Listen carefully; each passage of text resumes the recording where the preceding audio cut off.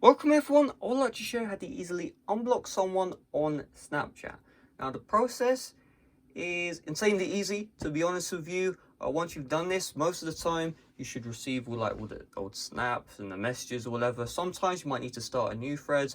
As long as you haven't unfriended them, everything should be good to go. And so with that being said, let's get started. So first of all, just want to tap on your icon, Bitmoji. They change the name every 5 minutes. It's just a dumb name anyway. So we just tap on that thing. And then we're just going to tap on the settings icon. So we'll just do that. And then you're going to scroll down until you see block near the bottom. Just tap on this. And now you'll see all of the people you blocked. So, I mean, I honestly can't remember blocking these people, probably like a year ago or whatever, I don't know. But if you want to unblock them, which is the point of this video, not me ranting, you're just going to tap on the X. And then you see, are you sure you want to unblock? You just tap on unblock. And we'll just do it for both.